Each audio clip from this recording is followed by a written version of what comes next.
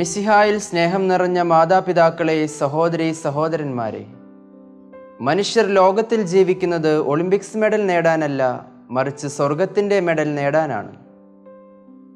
Guatemala എന്ന രാജ്യത്തിനു വേണ്ടി ആദ്യമായി സ്വർണ്ണ മെഡൽ നേടി പാരീസ് ഒളിമ്പിക്സ് ഷൂട്ടിങ്ങിൽ റെക്കോർഡ് തകർത്ത അഡ്രിയാന റുവാനയുടെ വാക്കുകളാണിത്.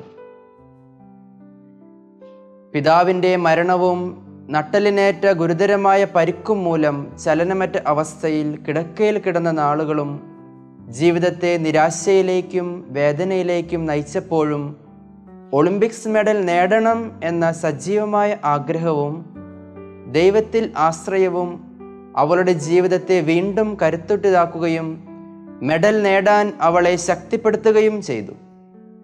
ഫൈനൽ മത്സരത്തിൽ മെഡൽ നേടിയ ശേഷം അഡ്രിയാൻ പറയുകയുണ്ടായിരുന്നു, മത്സരത്തിൻ്റെ ഓരോ നിമിഷവും എൻ്റെ കൂടെയുണ്ടായിരുന്നത് സ്വർഗത്തിലുള്ള ദൈവവും എൻ്റെ പിതാവുമാണ് എന്ന്. ഏലിയ സ്ലീവ മൂശ കാലത്തിലെ 7ാമത്തെ ഞായറാഴ്ചയിൽ നാം ആയിരിക്കുമ്പോൾ ക്രിസ്തുവിൻ്റെ 2ാമത്തെ വരവിനായി നമ്മെ ഒരുക്കുന്ന വായനകളാണ് നാം ധ്യാനിക്കുന്നത്. വേദനകളിലും സഹനങ്ങളിലും ക്ലേശങ്ങളിലും ആശ്വാസമായി കടന്നു വരുന്ന ദൈവത്തിൻ്റെ സാന്നിധ്യവും വാക്കുകളുമാണ് ഇന്നത്തെ എല്ലാ വായനകളിലും പ്രതിഫലിക്കുന്നത്. ഇസ്രായേൽ ജനത്തെ കാനാൻ ദേശത്തിലേക്ക് നയിക്കുന്നതിനുള്ള യാത്രയിൽ എൻ്റെ കൂടെ ആരെ അയക്കും എന്ന് മോശയുടെ ചോദ്യത്തിന് ഞാൻ തന്നെ നിന്നോട് കൂടെ വരികയും നിനക്ക് ആശ്വാസം നൽകുകയും ചെയ്യും എന്ന് പറഞ്ഞുകൊണ്ട് മോശയെ ശക്തിപ്പെടുത്തുന്ന ദൈവത്തെയാണ് ഉൽപ്പത്തി പുസ്തകത്തിൻ്റെ 1ാമത്തെ വായനയിൽ നാം കാണുക.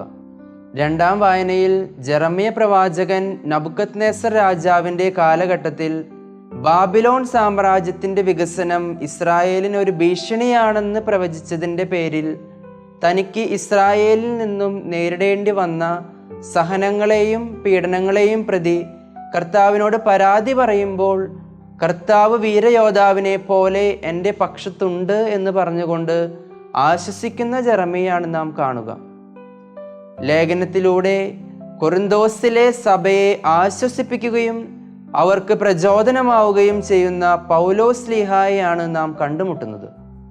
ക്രിസ്തു നമ്മുടെ സഹനങ്ങളിലും ക്ലേശങ്ങളിലും നമുക്ക് സഹായമാകുന്നത് പോലെ നാം മറ്റുള്ളവരുടെ ക്ലേശങ്ങളിലും പീഡനങ്ങളിലും അവർക്ക് സമാശ്വാസം നൽകണമെന്ന് ഈ വചനഭാഗം നമ്മെ ഓർമ്മിപ്പിക്കുന്നു. ഇന്ന് നമുക്ക് ധ്യാനിക്കാൻ നൽകിയിരിക്കുന്ന സുവിശേഷ ഭാഗം മത്തായിയുടെ സുവിശേഷം 11-ാം അധ്യായം 25 മുതൽ 30 വരെയുള്ള തിരുവചനങ്ങൾ ആണ്. പിതാവായ ദൈവത്തിന് സ്തുതികൾ അർപ്പിച്ചുകൊണ്ട് ദൈവത്തിന് നന്ദി പറയുകയാണ് ഈശോ. സ്വർഗത്തിൻ്റെയും ഭൂമിയുടെയും രഹസ്യം ദൈവം ബുദ്ധിമാന്മാരെക്കാളും വിവേകികളെക്കാളും ഉപരിയായി ശിശുക്കൾക്കാണ് വെളിപ്പെടുത്തിയിരിക്കുന്നത്. കാരണം ബുദ്ധിമാന്മാരും വിവേകികളും അവരവരുടെ സ്വന്തം ബുദ്ധിയിലും കഴിവിലും മാത്രം ആശ്രയം കണ്ടെത്തി ജീവിക്കുന്നവരാണ്.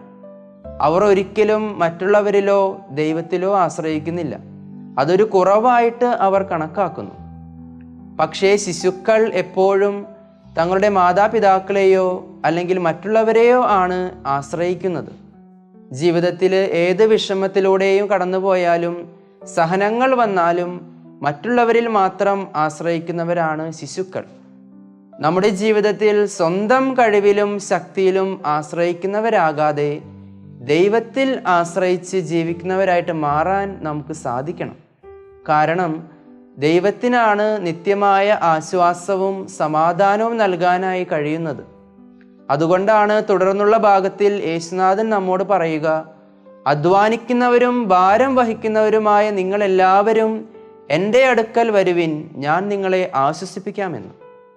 തൻ്റെ ജീവിതത്തിലെ വേദനയുടെയും സഹനങ്ങളുടെയും നിമിഷങ്ങളിൽ പിതാവായ ദൈവത്തിന് സമ്പൂർണമായി ആശ്രയിച്ച് ജീവിച്ചതുകൊണ്ടാണ് സഹനങ്ങളെയും വേദനകളെയും ഏറ്റെടുക്കാനും ദൈവഹിതത്തോട് ചേർത്ത് വെച്ച് സ്വീകരിക്കാനും ഈശോയ്ക്ക് സാധിച്ചത്. നമ്മുടെ ദൈവത്തിൽ എത്രമാത്രം ആശ്രയിക്കാൻ നമുക്ക് സാധിക്കുന്നുണ്ട്.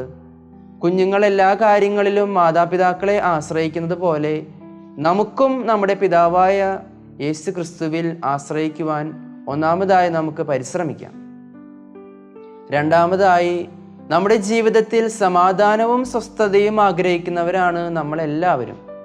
നാം അധ്വാനിക്കുന്നതും സമ്പത്ത് നേടുന്നതും എല്ലാം നമ്മുടെ ജീവിതത്തിൻ്റെ ആ സമാധാനവും സുഖവും നിലനിർത്തുന്നതിന് വേണ്ടിയിട്ടാണ്. ക്രിസ്തു നൽകുന്ന സമാധാനം സ്വീകരിക്കാൻ നാം തയ്യാറാകുമ്പോൾ അത് നമുക്ക് ആശ്വാസം പകരുന്നു. ക്രിസ്തു പറയുന്നു, എന്നിൽ നിന്ന് പഠിക്കുവിൻ എന്ന്. ക്രിസ്തു പിതാവായ ദൈവത്തോട് ഗാഢമായ ബന്ധം പുലർത്തിയത് കൊണ്ടാണ് സഹനങ്ങൾ ഏറ്റെടുക്കാൻ സാധിക്കുന്നത്. ക്രിസ്തുവിനോട് ചേർന്ന് നിൽക്കുമ്പോൾ നമ്മുടെ സഹനങ്ങളിലും കഠിനാധ്വാനങ്ങളിലും നമുക്ക് ആശ്വാസം കണ്ടെത്താനും സഹനങ്ങളെ ഏറ്റെടുക്കാനുള്ള ശക്തിയും അവിടുന്ന് നമുക്ക് തരുന്നു. സ്നേഹമുള്ളവരെ, സഹനങ്ങളെ എത്രമാത്രം സന്തോഷത്തോടു കൂടി സ്വീകരിക്കാൻ എനിക്ക് സാധിക്കുന്നുണ്ട്. മൂന്നാമതായി, മറ്റുള്ളവർക്ക് ഒരു ആശ്വാസമായി കടന്നു ചെല്ലാൻ എനിക്ക് സാധിക്കുന്നുണ്ട്. യേശുനാഥൻ നമുക്കെപ്പോഴും ആശ്വാസമായിരിക്കുന്നത് പോലെ നമ്മുടെ കുടുംബത്തിലുള്ളവർക്ക്, നമ്മുടെ ചുറ്റുവട്ടത്തുള്ളവർക്ക്, നാം ആയിരിക്കുന്ന ജോലി മേഖലയിലുള്ളവർക്ക്, നമ്മോടൊപ്പം പഠിക്കുന്ന കൂട്ടുകാർക്ക്, സഹപ്രവർത്തകർക്ക് ഒരു ആശ്വാസമായി തീരാൻ എനിക്ക് സാധിക്കുന്നുണ്ടോ? നാം എല്ലാവരെയും ദൈവം വിളിച്ചിരിക്കുന്നത് മറ്റുള്ളവർക്ക് ആശ്വാസം നൽകുന്ന ജീവിതമായി മാറാൻ വേണ്ടിയാണ്. അതിനാൽ ക്രിസ്തുവിനോട് ചേർന്ന് നിന്നുകൊണ്ട് ക്രിസ്തു നൽകുന്ന സഹനങ്ങളിൽ ആശ്വാസം പകർന്നുകൊണ്ട് മറ്റുള്ളവർക്ക് ഒരു ആശ്വാസമായി തീരാൻ നമുക്ക് പരിശ്രമിക്കാം. ദൈവം എല്ലാവരെയും സമൃദ്ധമായി അനുഗ്രഹിക്കട്ടെ. ആമേൻ.